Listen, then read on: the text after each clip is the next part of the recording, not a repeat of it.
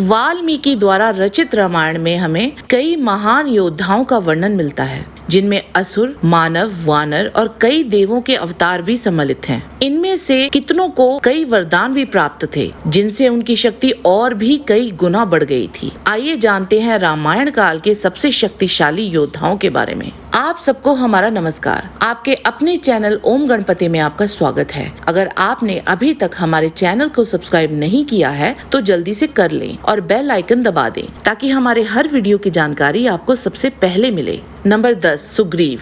सूर्यपुत्र सुग्रीव किष्किंधा के राजा थे। शारीरिक बल में वह भी अपने भाई बाली की ही तरह बलशाली थे। बड़ी बड़ी चट्टानें और पेड़ों को उखाड़ कर फेंकने में सक्षम थे। उन्होंने कुंभकर्ण के पुत्र कुंभ का वध किया था। उन्होंने प्रगश और महोदर नाम के राक्षसों को भी मार गिराया था। कुंभकर्ण के साथ भी डटकर उनका युद्ध हुआ था और उनके हाथों परास्त होकर बेहोश हो गए थे। पर होश में आते ही उन्होंने कुंभकर्ण के नाक और कान को काट दिया था और अपने आप को छुड़ा लिया था। नंबर 9, बाली पुत्र अंगद। वानरों में सर्वप्रथम वही थे जो युद्ध के पहले ही दिन इंद्रजीत पर हावी हो गए थे और उसे पराजित भी कर दिया था। इंद्रजीत को वहां से भागने पर मजबूर कर दिया था। उन्होंने रावण सेना के शक्तिशाली राक्षस महापर्षव का वध किया था। अंगद ने रावण पुत्र नरंतक की छाती पर जोरदार प्रहार कर उसका भी वध कर दिया था। नंबर 8, बाली। इंद्रपुत्र बाली सुग्रीव के बड़े भाई थे और उस समय मौजूद शक्तिशाली वानरों में से एक थे। उन्होंने दुंदुभी और मायावी जैसे राक्षसों का वध किया था।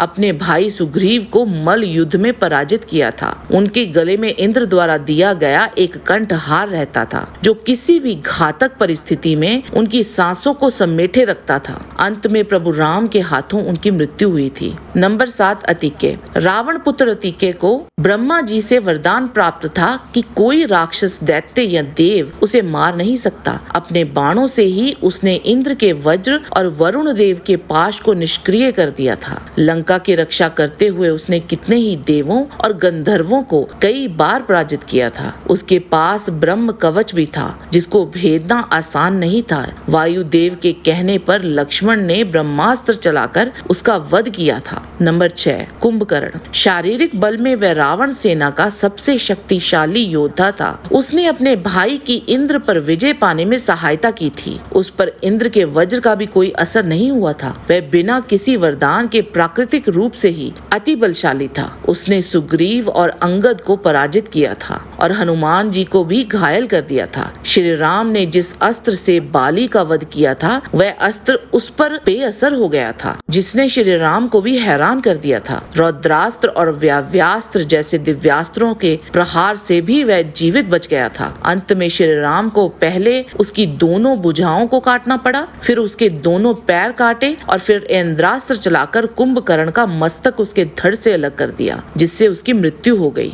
नंबर 5, मेघनाद। रावण पुत्र मेघनाद अपने पिता की ही तरह एक अति शक्तिशाली योद्धा था। उसने इंद्र को पराजित करने से पहले मारुत, रुद्रों, आदित्यों और वसुओं को परास्त किया था। उसके अस्त्रों को अचूकता तथा अजेयता का वरदान था, जो उसे और भी शक्तिशाली बनाते थे। निकुंभील यज्ञ को संपूर्ण कर लेने के बाद उसे पराजित करना असंभव हो जाता। उसे तामसी और मायावी शक्तियों का भी ज्ञान था, जिससे वह अदृश्य सा हो जाता था और अपने शत्रु पर प्रहार करता था। लक्ष्मण जी ने 3 दिन तक युद्ध कर उसका वध किया था। नंबर 4, रावण।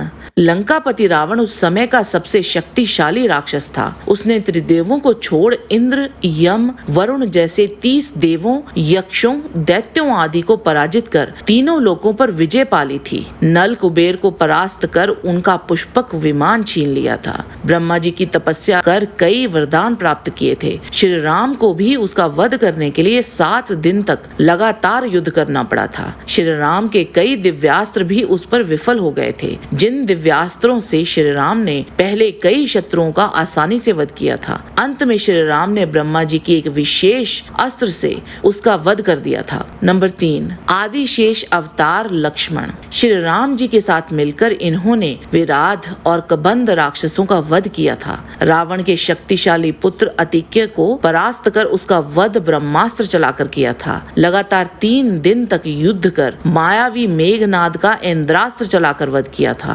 रावण ने ब्रह्मा जी के भाले से लक्ष्मण जी को मूर्छित जरूर कर दिया था, पर 2 अवसर पर लक्ष्मण भी रावण पर हावी हुए थे और उनके पास श्री राम की तरह कई दिव्यास्त्र थे, जिनका उपयोग कर वो रामायण काल में किसी भी योद्धा को मारने में सक्षम थे। नंबर 2, वायुपुत्र हनुमान अपने आप में ही एक ऐसे शक्तिशाली अभिव्यक्ति हैं जिनकी शक्ति और बल को माप पाना असंभव है। उनका सबसे शक्तिशाली अस्त्र था प्रभु राम की भक्ति। उन्होंने अपना बल रावण की लंका को जलाकर दिखाया था, जब वहाँ खुद रावण और मेघनाद उपस्थित थे, लेकिन वो भी मूक दर्शक ही बनकर रह गए थे। उन्होंने 80,000 किंकर राक्षसों को अकेले ही मार डाला था। हनुमान जी ने रावण के पुत्र अक्षय सहित रावण के सेनापति का वध अशोक वाटिका में ही कर दिया था। अति शक्तिशाली रावण को अपने मुक्के के प्रहार से लगभग बेहोश कर दिया था। रावण के मुंह कान से खून निकल आया था। कुंभकर्ण के शक्तिशाली शूल को पकड़कर तोड़ डाला था। सुग्रीव के स्वाभिमान का ख्याल ना होता तो हनुमान जी अपने शरीर को कुंभकर्ण जितना विशाल कर उसको मारना चाहते थे। ब्रह्मा जी के वरदान के कारण कोई भी दिव्यास्त्र उन पर प्राण घातक असर नहीं कर सकता था। मेघनाद के ब्रह्मास्त्र के आगे भी वह स्वेच्छा से नतमस्तक हुए थे। महाभारत के वन पर्व में उन्होंने भीम से कहा था कि अगर श्री राम के शौर्य की चिंता ना होती तो वो खुद रावण को मार देते। नंबर 1, विष्णु अवतार श्री राम, जिनको उस समय तीनों लोकों में कोई पराजित नहीं कर सकता था। उनके बाणों में इतनी शक्ति थी जो महासागरों को सुखा सकते थे, पर्वतों को विदीर्ण कर सकते थे और किसी भी युद्ध में प्रलय ला सकते थे। कोई ऐसा दिव्यास्त्र या शस्त्र नहीं था जो उनके पास नहीं था। भगवान शिव के पाशुपतास्त्र, रौद्र, त्रिशूल से लेकर भगवान विष्णु के सुदर्शन चक्र, वैष्णवास्त्र और ब्रह्मा जी के सभी